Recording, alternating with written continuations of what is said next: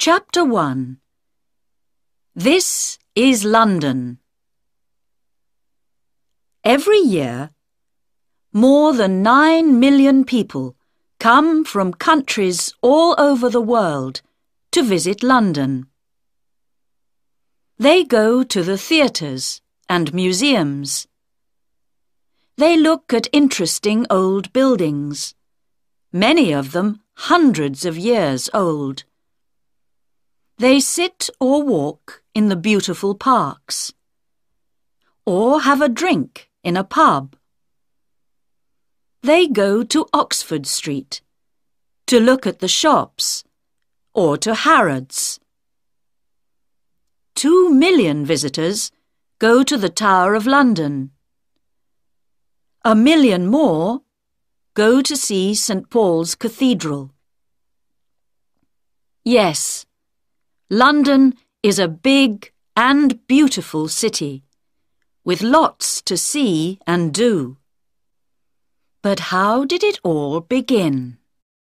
Chapter 2. In the beginning. The name London comes from the Romans. There were people living here before they came, but we do not know very much about them. The Romans came to England in AD 43. They built houses and other buildings and made a town next to the River Thames. They called the town Londinium. They built a bridge over the river, and ships came up to Londinium from the sea. The town got bigger and bigger. Important new buildings went up, and you can see some of the Roman city wall today, near the Museum of London. It was a rich town, with about 50,000 people living in it. But soon after AD 400, the Romans left Londinium to go back to Rome, and nobody lived in the town for many hundreds of years. The buildings began to fall down. Danish soldiers destroyed more buildings nearly 500 years later. King Alfred was King of England then. He got the Danes to leave London, and his men built the town again. In 1066, William the Conqueror came to England from France to be king. Soon after, he began to build the Tower of London. When Henry VIII was king, in 1509, 50,000 people lived in London again. By the year 1600, there were 200,000, but a lot of them lived in old and dirty buildings. In 1665, 100,000 people died from an illness called the plague. This was called the Year of the Great Plague. A year later, in 1666, there was a big fire, the Fire of London. It began in a house in Pudding Lane, near London Bridge. More than 250,000 Londoners lost their homes in the fire. It destroyed St. Paul's Cathedral and 88 other churches. But the fire also destroyed most of the worst old buildings, and the new houses that went up after this were better for people to live in. A new St. Paul's Cathedral was built between 1675 and 1711. By 1881, more than 3 million people lived in London. Today, more than 6 million people live here. There were 8 million in the 1960s, but in the 1970s and 1980s, people moved out of the centre of London. Chapter 3. Visiting the City.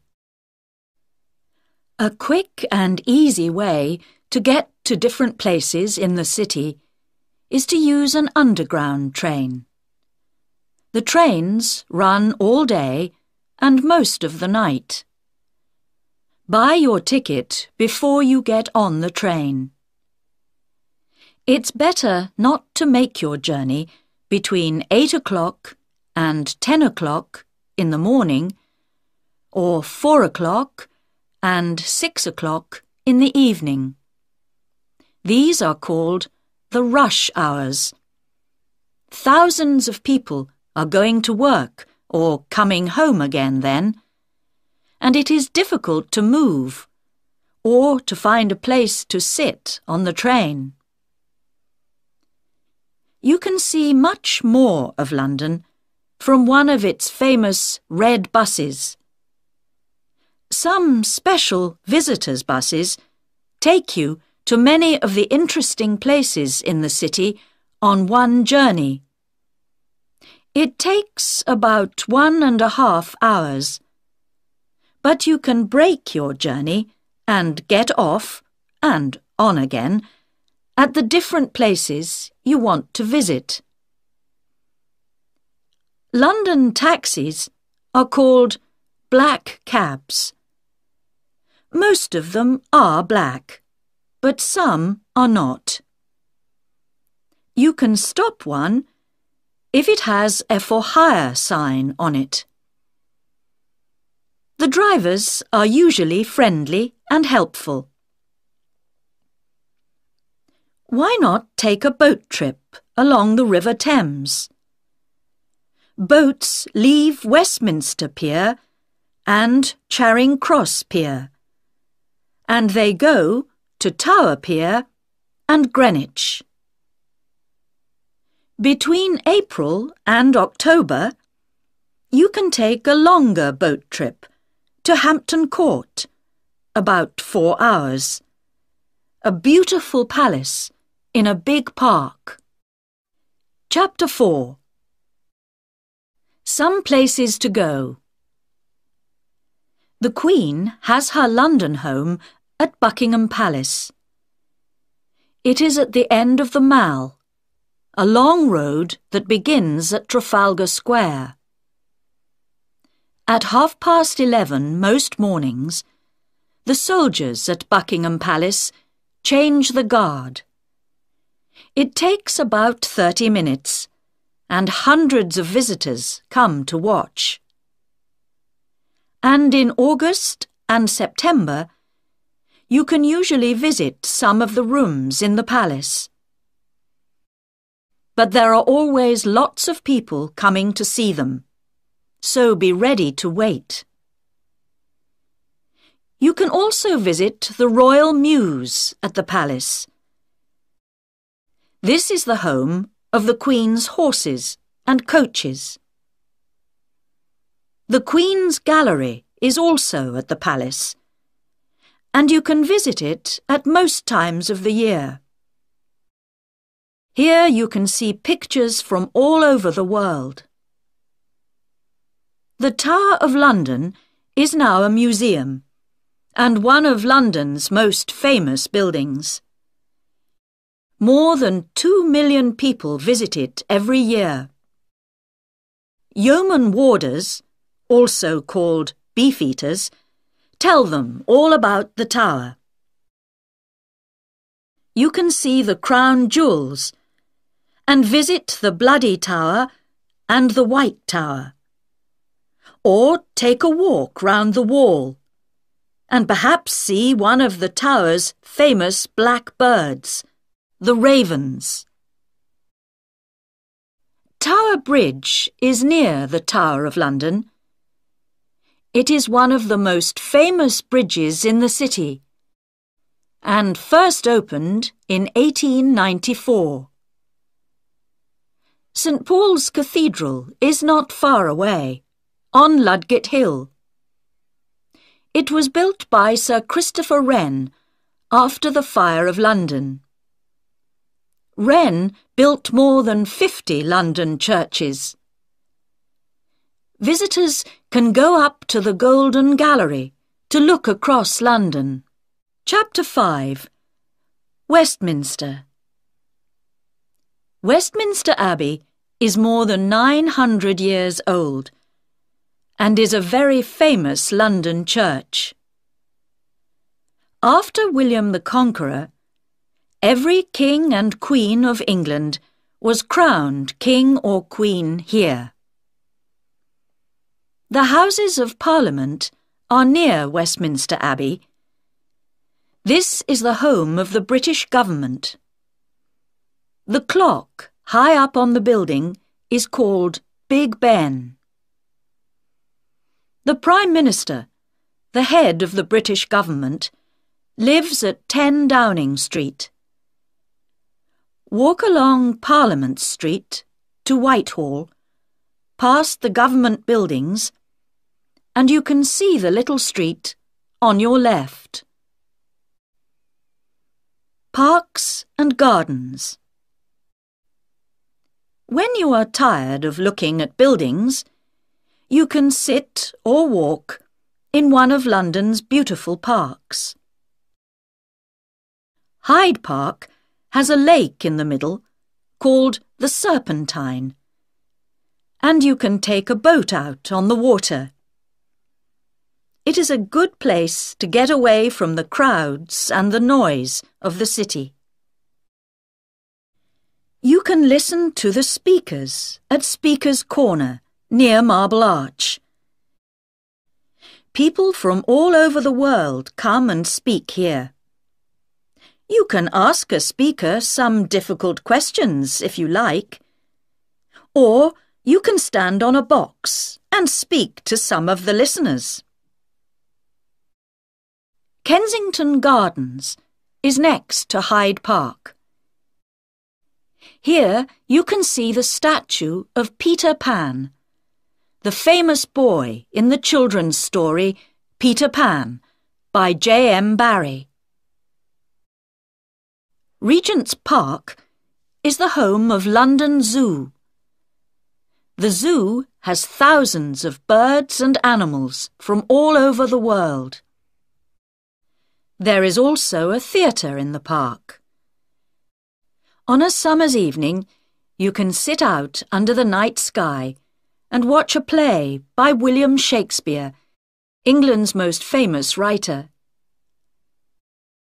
St. James's Park is next to the Mall.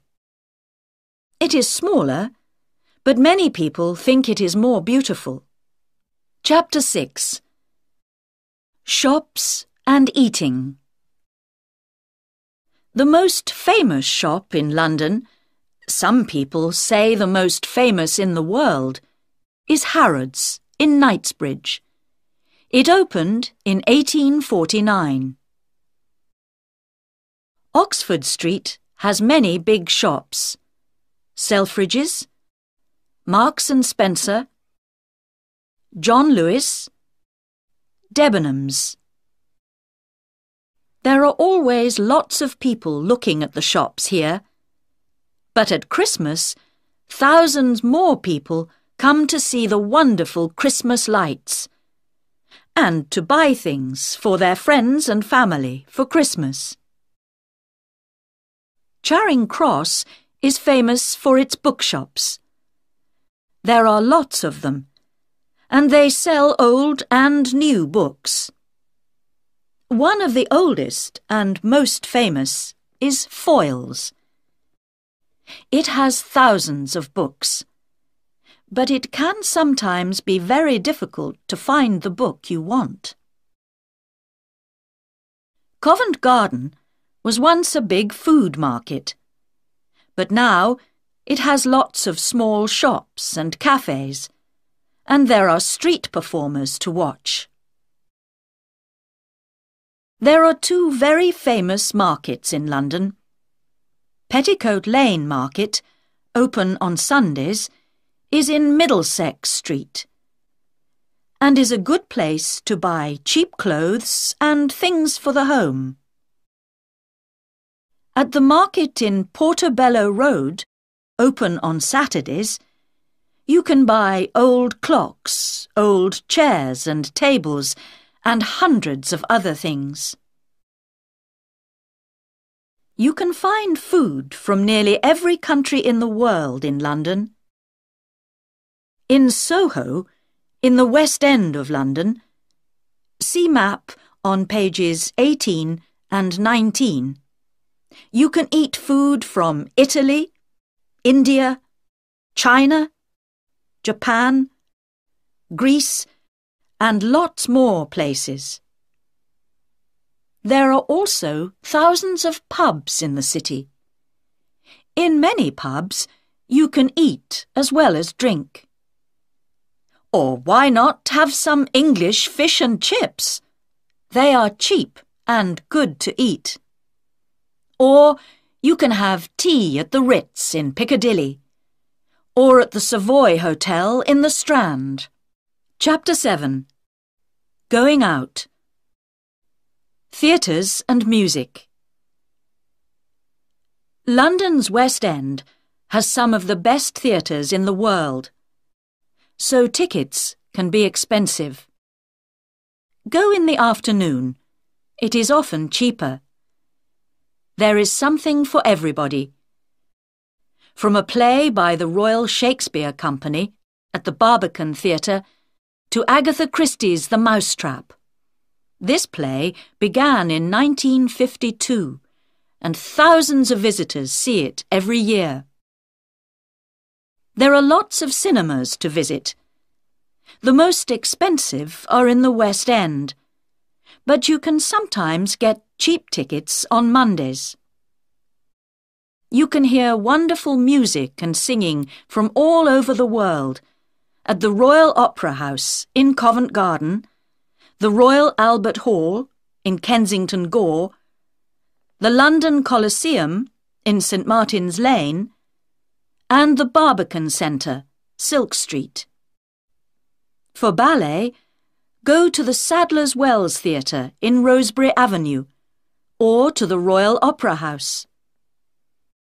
To get cheap tickets, buy them an hour or two before it begins.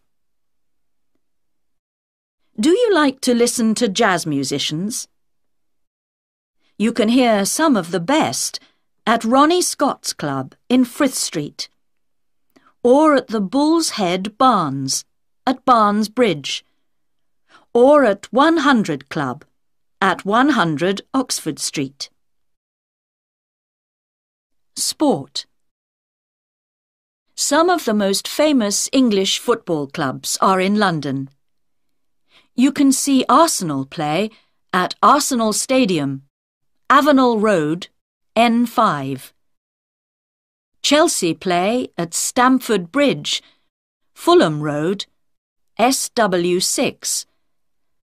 And Tottenham Hotspur play at White Hart Lane, High Road, N17.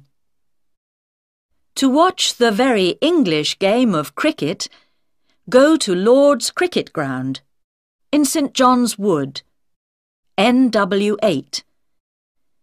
This is the home of cricket for most English people. Chapter 8. Museums and Galleries. The British Museum in Great Russell Street is the biggest museum in Britain. Tickets are free. The Museum of London at 150 London Wall is one of the most interesting museums in the city. It tells the story of London and its people. One more museum that tells a story is the Museum of the Moving Image, MoMI, on the South Bank, under Waterloo Bridge.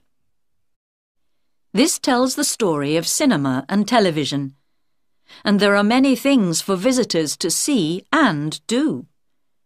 You can act with actors on a film set, or you can read the news on TV. 4 million people visit the National Gallery in Trafalgar Square every year. They come to look at more than 2,000 pictures. Tickets are free. At the National Portrait Gallery in St. Martin's Place, you can see pictures of famous people. Tickets are free here too. The London Dungeon in Tooley Street is a museum of horror. 500,000 people visit it every year, but they don't always stay to see it all. Madame Tussauds in Marylebone Road is famous for its people made from wax. You can see famous people from the past and famous people of today. Abraham Lincoln, Mahatma Gandhi, Nelson Mandela, Pavarotti, Marilyn Monroe, Charlie Chaplin, Sylvester Stallone. And in the Chamber of Horrors, you can see some very bad people. Chapter 9. Places and Parades. The City. Londoners often talk about the city. They are talking about the oldest part of London, the home of the Bank of England, and many other big offices. About 5,000 people live in the city, and at weekends it feels empty. But between Monday and Friday, nearly 500,000 people come here to work in the banks and offices. Look for the city men with their dark suits and umbrellas. St. Paul's Cathedral is in the middle of the city, and the Bank of England has an interesting museum that you can visit. Also in the city is a very tall building, 60.6 metres high, called the Monument. Christopher Wren built this too, and it stands on the place where the Fire of London began in 1666. Some interesting and exciting days. Every year, on a Saturday morning in June, Foot Guards and Horse Guards have a parade for the Queen. This is called Trooping the Colour. The colour is the flag that the soldiers carry. Thousands of people stand in the Mall to see the Queen and the soldiers go past. The exciting Notting Hill Carnival is on the last Sunday and Monday in August. There are 2 wonderful parades to watch, one on Sunday and one on Monday. And you can see them going through the streets near Portobello Road and Ladbroke Grove. On the second Saturday in November, Londoners can see their new Lord Mayor in the Lord Mayor's Show, a parade from Mansion House, the Lord Mayor's home, to the Strand. The Lord Mayor is the most important person in the city after the Queen. The first Mayor of London was Henry FitzAlan in 1189. They were not called Lord Mayors until the time of King Henry VIII. Big red buses, London policemen, Buckingham Palace, Speaker's Corner, Big Ben, Notting Hill Carnival. These are some of the things you can find in London. But there are many, many more. Come and see.